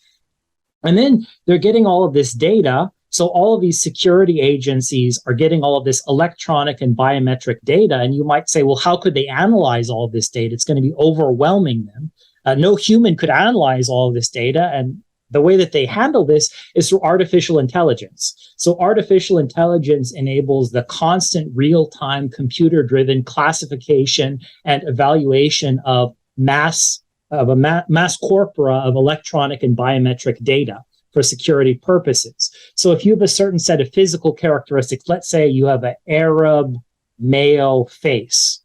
So these are physical characteristics related to race, age, and gender. This can be analyzed by a video camera, by a CCTV. And then you have certain patterns of online and offline behavior. So maybe you travel to South Asia, or you travel to the Middle East. And on top of that, you wear a veil or you wear a beard. This data is all integrated. Or you're visiting kind of Islamic prayer apps, or you're spending a lot of time on Quran sites. All of this information about your face, your gender, your age, your internet habits, where you're traveling around. They're tracking where you're traveling around. All of this is integrated. It's analyzed by artificial intelligence. And if you have a certain number of characteristics, they say you're statistically likely to be a radical or a terrorist. So you need to be surveilled more intensely, and even you might need to be restricted or punished in certain ways. So you have, based on this electronic and biometric data, you have security agencies in the West, non-Western countries. They're given, based on the surveillance information they have, they're given wide discretion to seize the funds of groups or individuals, restrict their movements by visa denials, no-fly list, detain them for long periods of time. When they detain them, they're often placed in secret jails or black sites run by the US and its allies across the world. These detainees are routinely tortured. Some of the torture is using acknowledged methods like a waterboarding, sensory deprivation. You also have other methods which are formally banned. So those which were used as Abu Ghraib, some of them kind of went over the line. You also just have numerous suspects that are killed during arrest or detention. And you can also sometimes you can, if you have a suspect, if you have the data indicating, the surveillance data indicating that someone is a radical, sometimes you can just target them for extrajudicial execution across the world using kind of a sophisticated fleet of remotely controlled drones. So this is kind of like the updated version of counterterrorism. Many of the same goals as the colonial period, but with new technologies. NGOs play an important role in these counterterrorism efforts. So they undertake research and private surveillance on mosques and schools and Islamic organizations. Many NGOs work as like a private security corporation.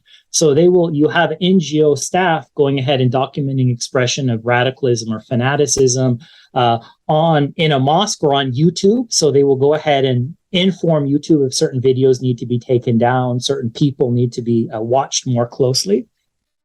So NGOs they will document expressions of radicalism, report them to state intelligence agencies. These NGOs will work with internet companies to monitor radical Islamic ideas online, ensuring that problematic content, website, and social media accounts are immediately taken down. NGOs also work to produce large amounts of internet content meant to counter or displace radical ideas. Such content demands that individuals adopt a reformed Islam informed by liberal values and human rights. So as in the colonial era, these special security measures do not simply seek to prevent violence. They also push Muslims to embrace on a kind of a mass scale a reformed Islam informed by liberal values and human rights. So do you want to be put on a no-fly list? Do you want to be subjected to intensive surveillance? Do you want to be the subject of a drone strike? Okay, you don't want to be that, right?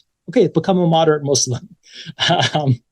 That's kind of the message. Okay, so in conclusion, I've gone on for a while, but in conclusion, what I've argued is that liberal policymakers utilize a distinctive policy for governing Muslims. This policy can be traced from the colonial era to the post-colonial era. And this Muslim policy centers on three overlapping projects: a human rights project, a religious reform project, and a security or counterterrorism project. Efforts to understand Muslim policy are hindered by mistaken assumptions about liberal governance. Hence, it is often assumed that liberal governance is inconsistent with authoritarian rule and state entanglement with religion. This mistaken assumption encourages the commonplace view that contemporary Muslim societies are characterized, in many cases, by intense authoritarianism and tight state control of religious life because they have not yet implemented liberal governance. And the idea is that were these Muslim societies to implement liberal governance, such phenomena would simply disappear. But this view reflects liberal apologetics and is historically uninformed. In reality, most Muslim societies have long histories of liberal governance. Liberal policymakers associated with the European empires and post-colonial Muslim states have governed Muslim populations for over 2 centuries. Generally speaking, liberal governance has involved intense authoritarian rule, tight state control over religious infrastructures in order to propagate a reformed Islam. Admittedly, liberal governance in Muslim societies looks different from liberal governance in Western societies, yet this is because liberalism takes different forms depending on the population ruled. Okay, thank you. So that's kind of the overall presentation I had to give. No, that's absolutely fascinating. Thank you very much indeed for that. Extremely interesting indeed.